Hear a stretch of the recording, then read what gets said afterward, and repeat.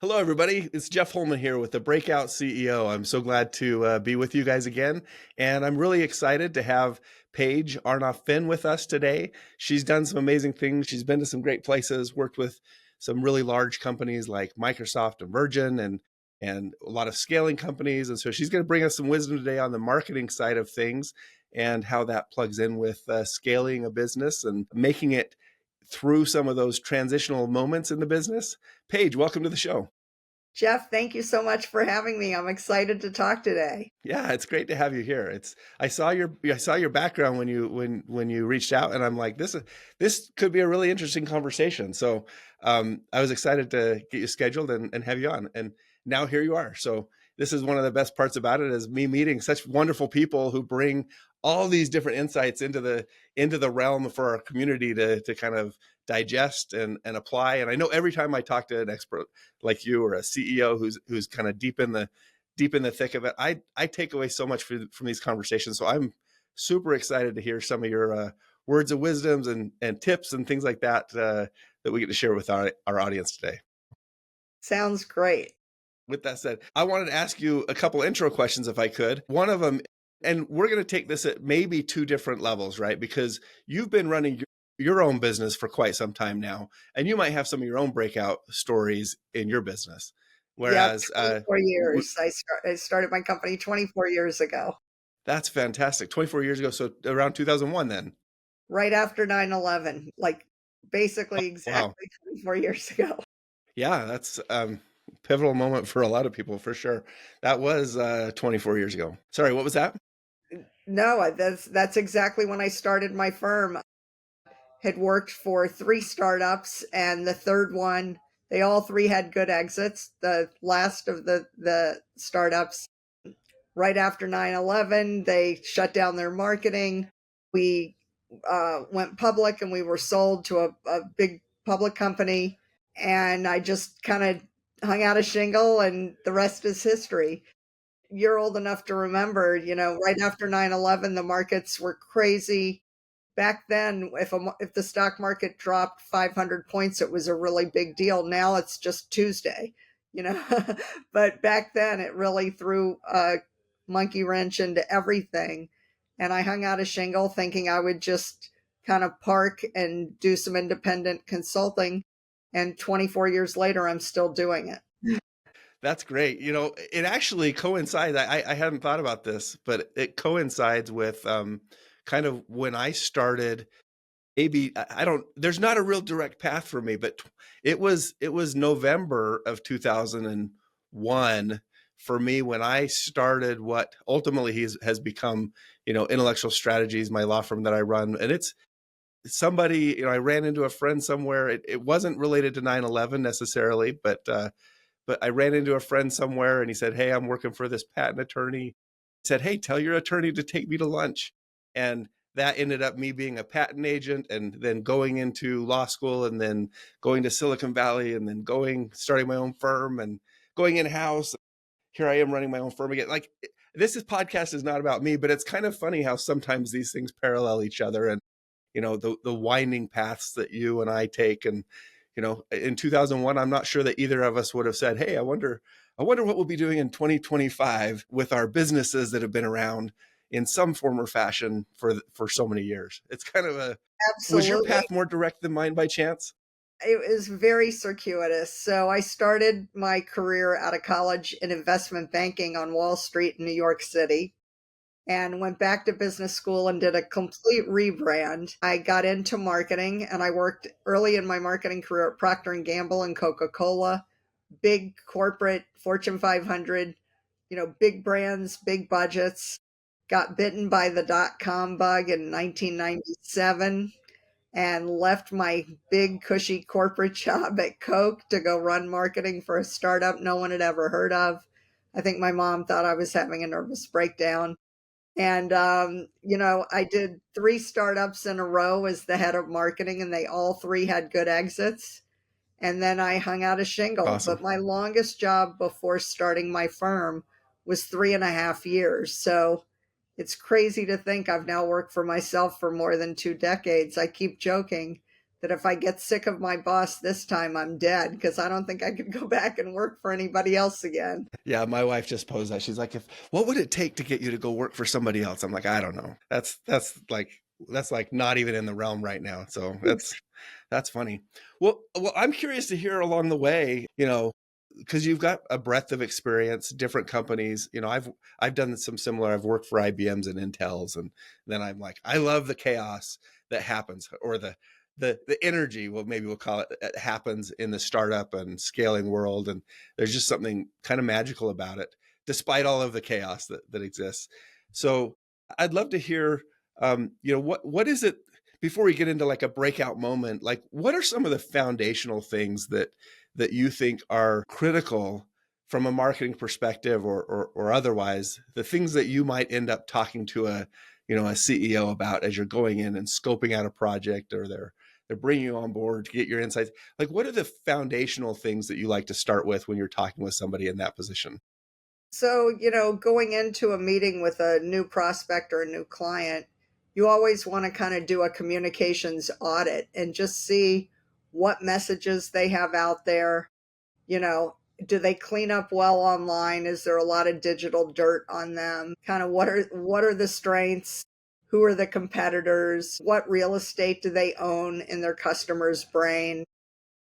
Marketing tools and technologies have changed a lot over the years. When I started my business, there was no social media. Facebook didn't exist. People didn't talk about artificial intelligence.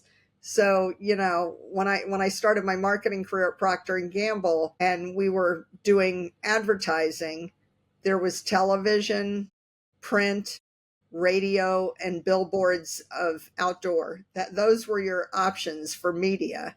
Now, there are 500 or more stations. You've got streaming, you've got social, online. It's a very different marketplace. But the basics of marketing really haven't changed. Who's your target audience? What do they care about? What are they looking for? What are they using without your product and service? Where are the gaps or holes or needs? And, the marketing basics, you got to have a great story to tell. You got to figure out the right words and pictures to tell that story to the right audience. There's a primary, secondary, tertiary audience. What messages do they need? Who's the gatekeeper? Who's the decision maker? That doesn't change, and great stories never go out of style.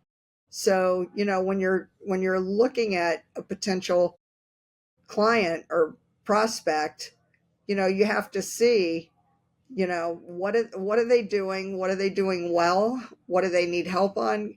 Are we the right partner for them? And really deconstructing the brand to make sure it's relevant. Sometimes you meet with people and they need kind of a absolute teardown. You got to start from scratch. Some of them just need a facelift. They just need a little extra attention and they're going to be fine. And you just have to know what you're walking into. But, the marketing basics still apply, but the tools and technologies are always changing. And, I think clients, like in all categories, you have the very basic and the very sophisticated. And it's just a question of kind of where they are, who they're talking to, and how to match, their story to the right target audience. Yeah, stories are difficult, but story is like, I think, how good of storytellers do you find when you go out there? Do you find people who are just like, all the good companies have brilliant storytellers, or is storytelling, does that come more naturally to some people than others? What do you find in terms of like, maybe if you were to rank the people you talk with, are they all tens and they're all great storytellers, or are they, somewhere in between, and they need that assistance to tell their story, or to even maybe define their story? It's both. A brand is a promise of a consistent experience that you're going to have interacting with that business. And, you want to connect with your audience on an emotional level. People make decisions, they think they're being rational, but a lot of times they're being more emotional. Like, You can't inundate people with data and facts because it's just a blur and that doesn't really connect with them. You want to reach them with their heads and their hearts so that they really feel a connection to your brand. And so storytelling is really important for a couple reasons. People remember stories, they can repeat stories. And if you really connect with them, they're going to feel that tug, that emotional pull to your business versus a competitor who's maybe, kind of all business, facts and figures. What's really important today with artificial intelligence, where you can stand out and really differentiate yourself from your competitors is by really tapping into what's unique, special, and different about your backstory. Where did you come from? What's your origin story? Give me the good, the bad, the ugly. What happened in the trenches? Where are the weaknesses? Where did you get knocked down? And how did you get yourself back up? Those are the things that people love to hear about. And it's pretty simple, actually, because, you know, when you start really digging into those stories, a lot of nuggets come out of that. And I think artificial intelligence is becoming a bit of a crutch. People think, I don't want to, it takes too long to write something. I'm just going to put in a bunch of prompts, use some hashtags, see what comes back. The problem is AI can only cut and paste what's already out there. So if it's like garbage in, garbage out. If you put in a lot of generic stuff, what's going to come back is a very generic story that anybody could tell, and it's not going to be something that really ties anybody to your brand. It could be any of your competitors. So I Hmm. really want people, AI, the tools, there are a lot of great tools out there, and they can help you do a bunch of things better. They can help you brainstorm. They can help you clean up your grammar and copy if that is something that you're not really good at. But it cannot compete with all the bumps and bruises and the highs and the lows. So don't get too reliant on becoming a prompt engineer and figuring out, you know, "Oh, I need to fill this space. I need to put out a white paper. I'm trying to do a brochure and I want to be quick." Make sure that you're doing something that's really got the heart and soul of what you're all about so that it really breaks through the clutter and people remember it. Because if all you're doing is filling it with generic stuff that everybody's saying with a bunch of buzzwords and jargon, you're really wasting your time.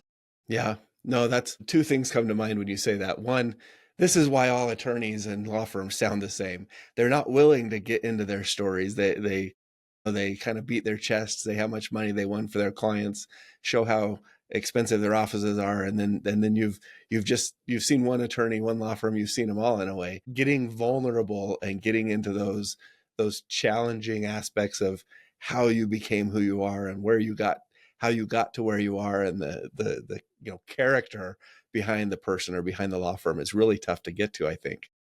Absolutely. I just heard a story about a personal injury attorney who lived in Florida and felt like he just wasn't really ringing, and his business was pretty stagnant.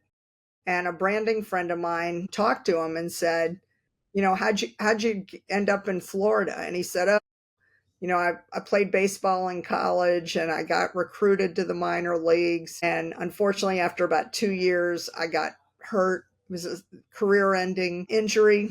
And I went to law school and, here I am. And my friend, who's really a great storyteller, great marketer, completely rebranded and repositioned him to be, the attorney that can help you deal with life's curveballs. And he's the baseball Hmm. player turned lawyer. And that was pervasive in all of his marketing materials, his website. He wrote a book about it and started, giving his book out like a business card.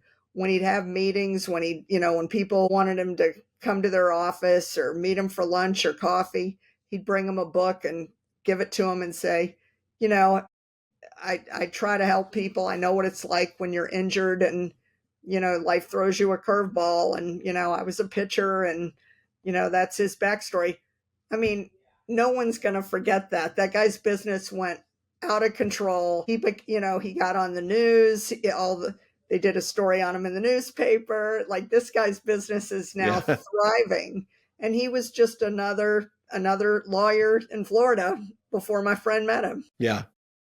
That's amazing. That's amazing. And that's really what this show is about, right? This show is about breakout moments for scaling CEOs. I think at least what I think of when I think of a breakout moment is, a company led by a smart person, they hit the wall. It's that history that they want to be past that moment in their business, right?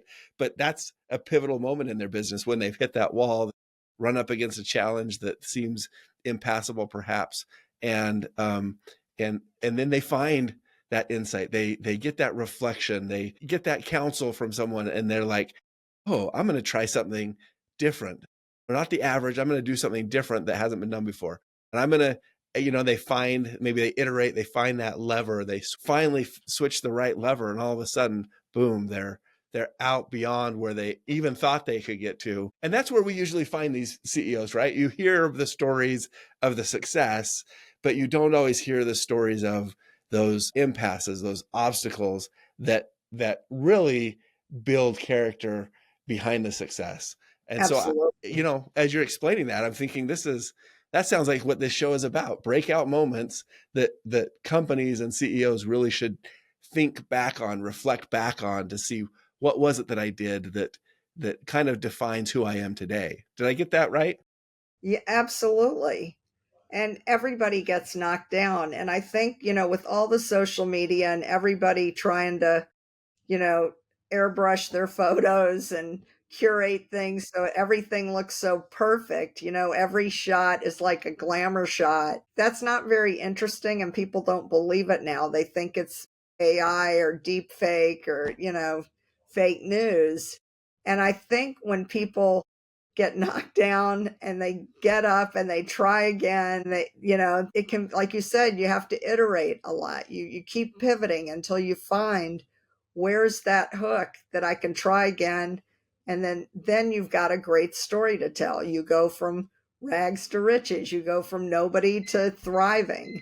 And those are the stories that people can really relate to, because that's really what happens to most people in business, especially small business. Well, let me ask a question, because I do want to get. Oh yeah, I want to ask a question about hear one of your breakout moments, or a breakout moment with one of your clients or something. But before I do that, I feel like there's a kind of an obvious question for me. And again, maybe this is coming from a legal, egotistical background, right? That I live in, and that is, I see some people, and you say, hey, get vulnerable, tell this story, and all of a sudden they go off, and it's like they've jumped off the deep end, and you're like that's. I'm not sure I would tell that story. That seems like, I'm not sure you're conveying, like you got emotional, you went to childhood trauma, or you know, but I'm not sure that ties into the brand that you're trying to create. Where's that balance between getting real vulnerable, yet staying aligned with the story and what you're trying to build? Yeah. So, you know, again, you either need to work with people that are professional and do it for a living, or you need to have a brain trust or a mastermind group, or people that can be brutally honest with you about kind of the good, the bad, and the ugly. I've had clients come to me and say, I've got this amazing product or service and everybody tells me they love it. I don't understand why this isn't flying off the shelf. And I'm like, oh, well, show me your research. If everyone's telling you it's great, let me see the market research so I can see what people are, what are they gravitating to? And they're like, oh, no, I haven't done research. I've just talked to a lot of people. I'm like, great. Who'd you talk to? My neighbor, my cousin, my best friend, my aunt. And I'm like, okay, that's not market research. That's talking to your friends and family who don't want to hurt your feelings. And Yes. so nobody's going to tell you the baby's ugly if they're your inner circle. You got to talk to people who can be objective. And so, yeah, if you're telling stories that are just inappropriate or really going down that rat hole and not kind of getting to the punchline in the right way, you've got to have people around you who are honest that say that story's really not working for you. But one of the things we did with a technology business, they had grown through acquisition, so it was a bunch of companies that kept kind of getting merged together, and they didn't have a marketing department per se. It was a lot of engineers and a lot of programmers. And the board member introduced us to the CEO and said they need marketing help. And so I said, can we talk to the different groups in the company? And they said, sure. So we spent the first week doing due diligence and kind of going around to the groups, different groups that had been acquired. And when we sat down with them, they'd give us their business card. And a lot of them had like company shirts or logo stuff on their desk or on their briefcase or backpack. And when my team got together after the first few days of interviews, we were comparing notes, and all the different departments were using like different versions of the logo, different corporate colors, different Hmm. PowerPoint presentation templates. They looked like 5 different companies. They weren't even if you had met different people at an event, you wouldn't have even necessarily realized they work for the same company. And the way that they Really? talked about themselves on the website and in the brochure and in the sales material, they're using different language. And that's just very confusing. And it's not a way to build a brand and to build trust that, like, again, you want to know that you're going to get a consistent experience no matter who you deal with at the company. And it was just very interesting that in this first phase of the project, when we laid this out and showed the CEO and the president how confusing it was, and just you're really diluting your brand if you're not constantly reinforcing the same core messages, and you can't stand for 10 different things. You can only stand for like 1 or 2 things. And once we kind of fed it back to them as like, let's clean this up, let's streamline it, and let's get everybody talking the same way about what we're doing and how we're doing it, Hmm. connecting again, not on all the features that you're offering. People don't care about features, they care about the benefit to them. How are you helping your clients and customers, and what's in it for them?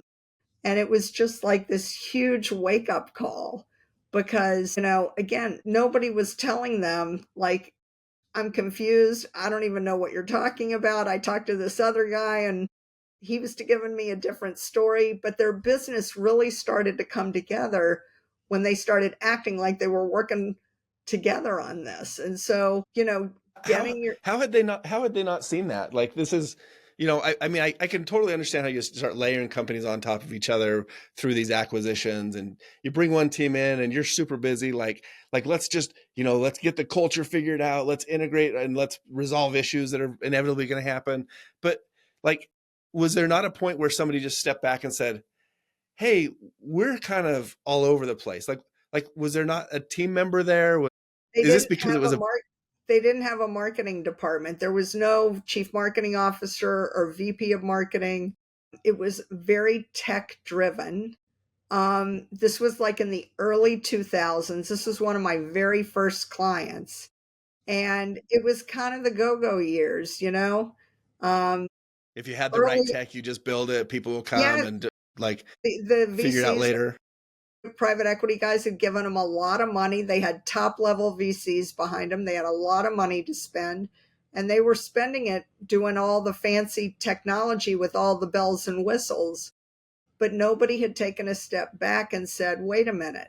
And I think that's why the board member introduced me to the CEO, because I think the board was scratching their head saying, why is this company making more money? Like, we put a lot of money into it. They're really smart guys, but something's not working here. They're not connecting the dots. So it took an intervention I think, to hit the pause button to say, okay, let's do a reset. Let's take a step back and clean this up.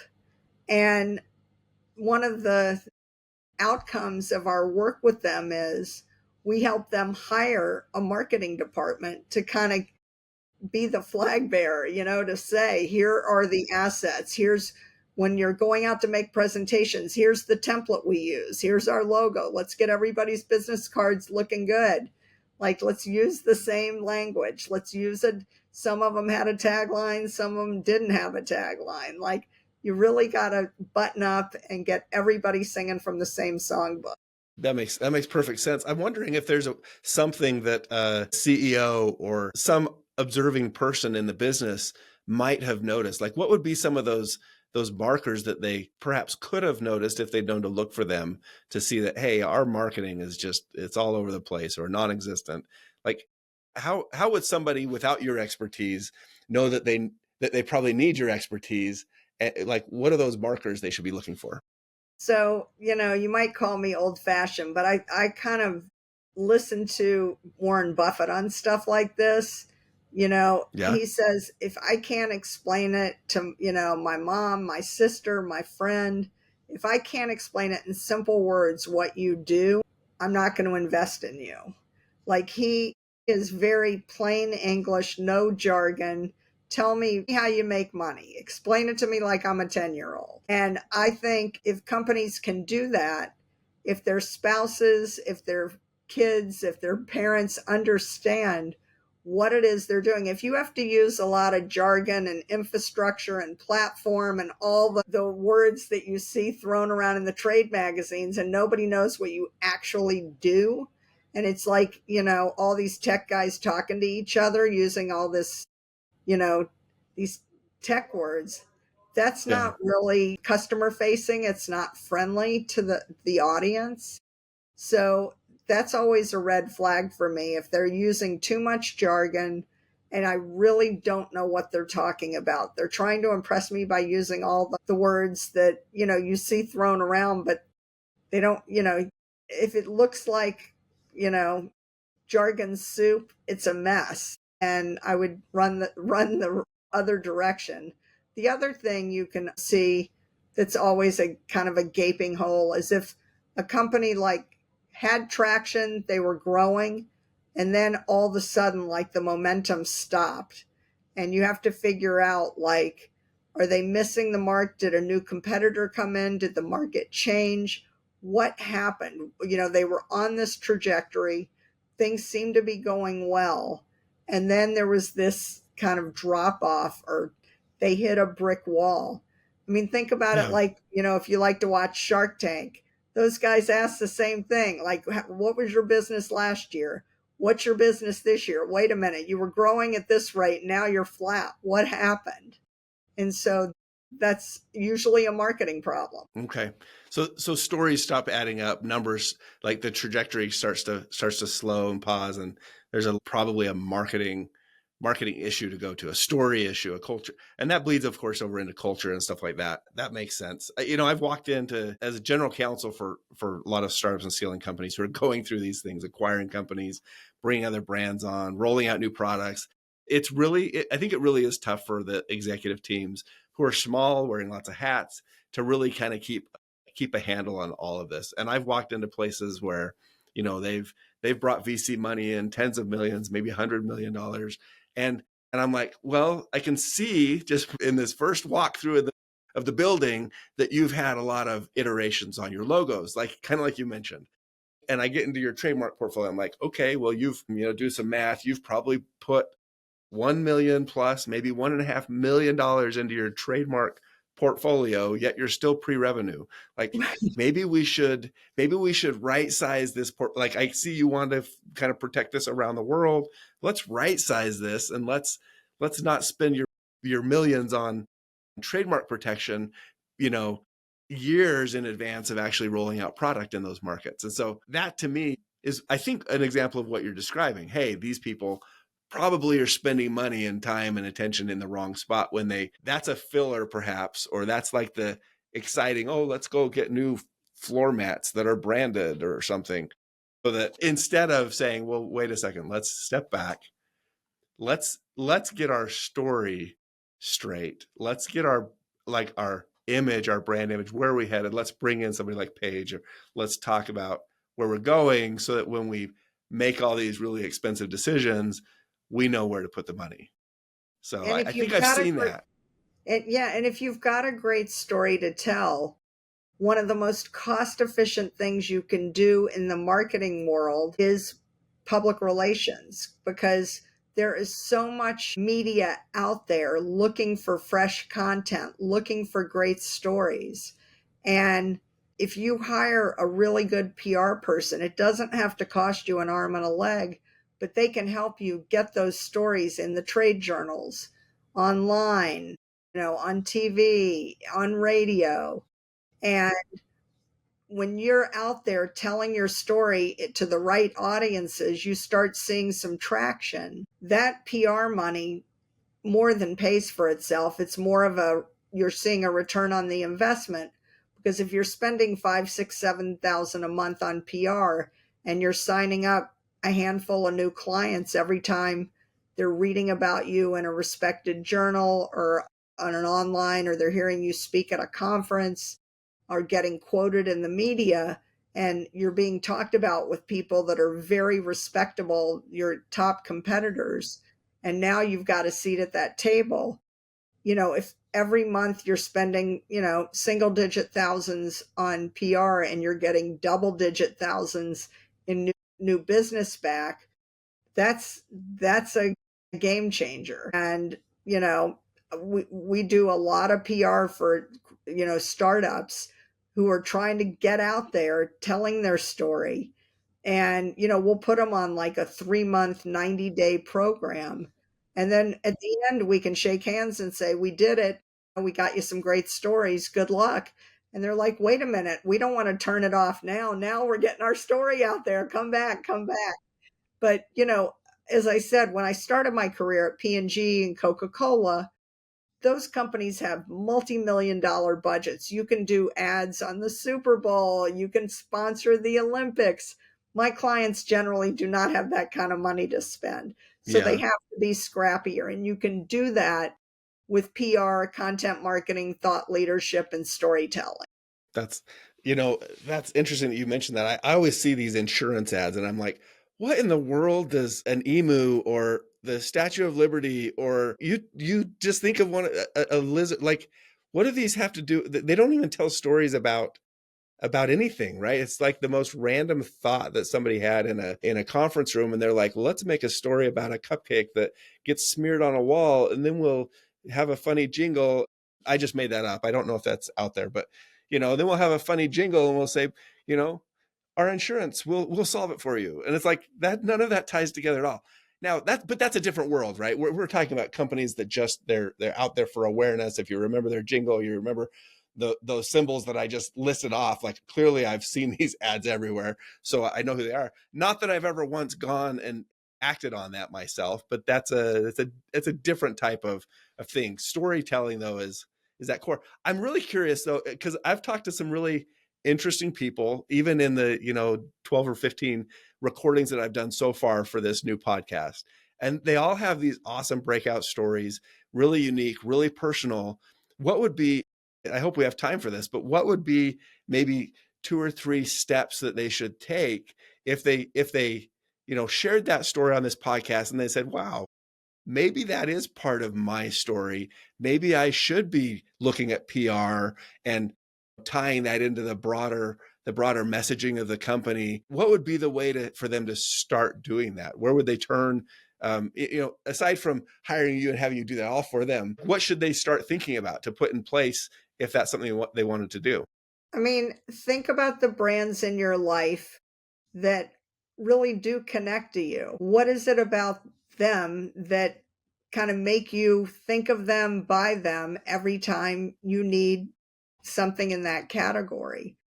I think when you deconstruct what those hooks are, you can like apply them to your own business. I just feel like, yes, today, again, you don't want to be too much of a navel gazer. You can capture those stories internally, in a brainstorming session. Read some of the Seth Godins and David Meerman Scotts and Guy Kawasaki. There are a lot of people, a lot of CEO founders that have great stories to tell. A lot of them have podcasts too. Mm-hmm. As a woman business owner, we all know the story of Spanx and how she came up with, turning that into like $1 billion. Sarah Blakely, who I don't even know anything about that. Who are you But talking about? yeah, but I'm everybody just knows teasing. her. She solved a problem that she was trying to fix that every woman can relate to. And now she's, one of the top self-made billionaires in the country. And, I think about it, if you go grocery shopping and you're going down the aisle and looking for salsa, and you pick up a salsa and you look at the label, there's probably a story on that label about, the founder's grandmother who started that recipe. And, now it's a worldwide brand and everybody loves it. And it's capturing those stories in a way that it's relevant to your market. And you can tell it in everything that you do, capture that, as you said, the culture of the brand, the voice of the brand. And if there is a CEO founder that is really identifiable to that business, I mean, Richard Branson and Virgin are Mm-hmm. completely linked. He's the Yeah. renegade, he's the adventurer, and that brand does stuff in his reflection. They're kind of a renegade brand. They don't do stuff the way, the IBMs and General Motors and Xerox does it. So, if you want to be an adventurous, brand, and you have an adventurous CEO, like, use that to your advantage to stand out from your competition. But it's something that you plant these seeds over and over. You have to do it consistently for years. I worked for Coca-Cola. That brand's been around for over 100 years. At Procter and Gamble, they're the leader in every category they compete in. They're the top, or the top one and two brands in their category, but they're constantly reinforcing it in everything that they do, online and offline. And that's how you know that you can't be exposed to a message one or two times. That's Yeah. the tree that fell in the forest that nobody even noticed. But if every time that, needing that problem, and we worked with a wealth manager, there are a lot of people that manage money for a lot of different financial institutions. And a woman CEO of a wealth management business hired us because she felt like, she wasn't getting any attention, and she felt like she just melted into wealth management here in the Boston area. And when I talked to her and about who her best clients were, she said, it's interesting. Most of my clients are women who came into a lot of money because of a death, a divorce, they sold a company, and they had a windfall of cash and they needed it managed. And they've hired me. And so we positioned her. Most money managers are men, and a lot of the clients are men, but we positioned her as the go-to person for women of substantial means that need someone they can trust, that understands them. And did her website, we did all of her branding, all of her marketing materials, and she was very prominent, active in the Boston community. It turns out when a woman business owner sold her business, or somebody's from a big family and the father died or the husband died and she was going to take over the business, it got to be the point where everybody around that person would say, I know who you should talk to. I'm really sorry about the death of your husband or your dad, or I'm so happy about you selling your business to Microsoft for a ton of money. Good for you. But Yeah. I want to introduce you to is this woman. She's a money manager and she helps people just like you. And this woman went from being kind of like generic, sea of sameness, to like the go-to person for women, wealthy women that needed good advice they could trust. And so it went from kind of being like, I'm going to push out all my marketing material. It was like pulling people in because everybody became like a marketing person for her. Like she Yeah. was getting referrals from everybody because she was so crystal clear on who her target audience was. And even though any money manager could have helped these women, that wasn't their She sweet was the spot. go-to. She was the go to, and her business just flew. It escalated because of being just niche it down to the most specific. Who are you helping and how are you doing it better than anybody else? Once she did that, she didn't need an ad in the New York Times. She didn't need an ad in the Boston Globe. She had 100 women in town that were her marketing department working hard for her. All in her fan club. I'm curious, how long did that take? Because so that maybe two-part question. I'm curious how long that took in that instance. Is it a matter of months? Is it a matter of years? Because I work with a lot of people who are early, like you.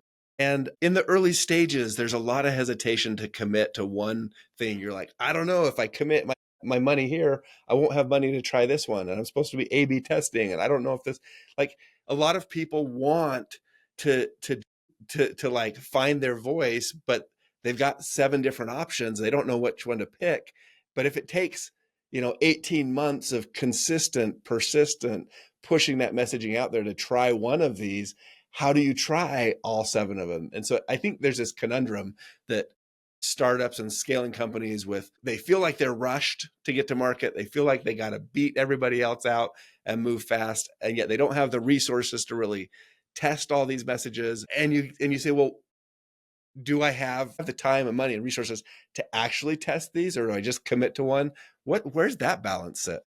So in the case that I just mentioned, I think we worked together for maybe 6, no more than 8 months. Hmm. And again, when you're working with a small business, the market research you're doing is not statistically significant. At P&G and Coke, I might talk to 1,000 or more people online or on a survey. For my clients, you know, I'm intercepting people in a shopping mall or at the beach or at a store, or I'm sending out an email on Zoomerang or SurveyMonkey and I'm asking a few questions and giving people a Starbucks card for $10 for spending a few minutes answering questions if they're in our target audience. So you're testing and iterating and learning, and you're constantly pivoting. You can test a couple of different, like you said, an A B test, send out an email with 2 different subject lines and see which one gets opened faster or which one gets more click-throughs, better response. But it doesn't need to take years. You can learn a lot in a few months if you know what you're doing.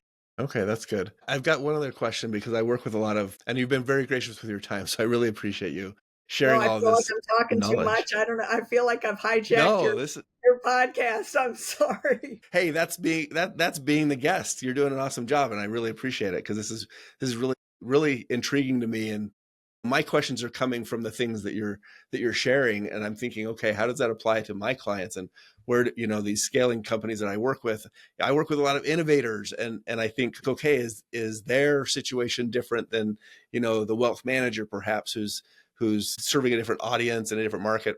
I don't know. What you're sharing is really bringing out a bunch of thoughts and questions for me, and I'll make this my last one for now, and then I'll let you share how people can get a hold of you, and maybe your final tips for people who are in our audience trying to scale a company.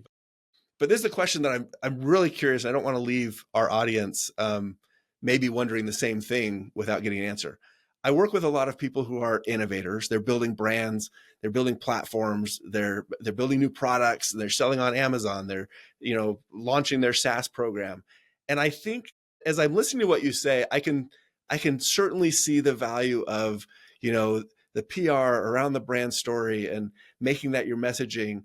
And I wonder if a lot of my clients building technology or innovating new brands and platforms and products, I wonder if they feel the same, if they feel some tension between, hey, our technology, our product, that's the star. And what I'm kind of hearing is you really need a story to go along with that, because the innovation by itself, that might not always capture the audience you want. But if you can pair that up with the story behind the innovator, or the story behind the innovation, or the life-changing experience that that innovation brings, that seems to be, a stronger position. Have you seen that, where kind of these maybe inventor or innovator types get so caught up in the innovation that they forget the story? And if so, how do you tackle that? So we alluded to this before about the features versus the benefits. I think, people get enamored with like all the shiny objects, it does this, it does that, here are all the things that, this widget can help you do. The problem is people want to save time, they want to save money, they want to solve problems. They don't really care about, how much of Microsoft Outlook do you actually use on your computer? Probably like less than 5%. And if Yeah, somebody's probably. trying to sell you on all the things Microsoft Outlook can do for you, you don't really care. Like it's just, it's not really about that. It's like, here's what I need to solve my problem right now. And I remember when Coors Beer started advertising that they were made with mountain fresh water, that it was like the only beer with mountain fresh water. Well, there are a lot of beers on the market, and everybody uses different water but that was like the hook, and that was the imagery. And Yeah. so people bought into that because they would thought it was different and special and something unique. But, you know, I'm not sure that if, I blindfolded you, you would be able to tell. I mean, there are certainly beers, you would know a Guinness beer, but there are a lot of beers that if you had your eyes closed, you wouldn't necessarily know it was, one or the other. But you're buying, like, people, especially women, they don't just buy brands, they join brands. They want someone that understands them, that they can relate to. You get me, you see me. And so try to figure out ways where your clients and customers feel like this is really adding something really good to my life. Like this is exactly what I need to go to the next level, or this is really going to help me have more fun, spend more time with my friends and family, make more money, whatever. That's what they care about. They don't really care if you have 15 things in your Swiss Army knife, because they don't need 15 things. They probably need one or two. Yeah, that's interesting. And I think, it makes me want to tell some of my clients, hey, listen, and not that I'm a marketing guru, but maybe passing along some of this to them. I might want to share with them and say, hey, listen, if those features don't make your customers feel seen and connected, then they're just features, right? You're not talking about the right thing. Something that makes them feel seen and connected is a benefit, not a feature. That's Absolutely. Yeah. Focus on the benefit to them. Why should they care? How are you that's super helping them helpful. solve their problems? Yeah. And I think there's some guru books out there that list off those problems, and there are only a few of them, right? It's Exactly. money and power and desire and maybe and health, right? Something like that. And if you're talking about one of those, connecting, feeling seen in one of those areas, then You got my then attention. Yep. yeah. But if it's one of those 95% of the Microsoft Outlook features and functions that I've never even tried to use, because all I got to do is respond to a quick email. It's funny you say that, because I hope I didn't look distracted, but I had another podcast guest who's a week early trying to get into the show, and he tried to join 3 times. I'm like, no, no, no, and I finally got on my other computer here. And I'm like, all I needed to do was send this guy a quick email. I didn't care about the other 95% of the features in there. I'll be excited to have him on in a week, but now now wasn't time. So the benefit to me was the simplest, easiest way to communicate that message and be able to get back, get my attention back to the show. So, well, this has been fantastic, Paige. I really appreciate you joining us. Where could people find you? Where could they connect with you? And what's maybe one kind of final tip that you would want to leave with our audience? Again, scaling CEOs who are they've got these breakout stories, or they're trying to get these breakout stories. What's that kind of final tip or word of wisdom that you'd like to share? Okay, so my website is mavensandmoguls.com. It's mavensandmoguls.com. And I'm on LinkedIn. You can see my last name is hyphenated, but on LinkedIn it's all smushed together. I'm Paige Arnof-Fenn.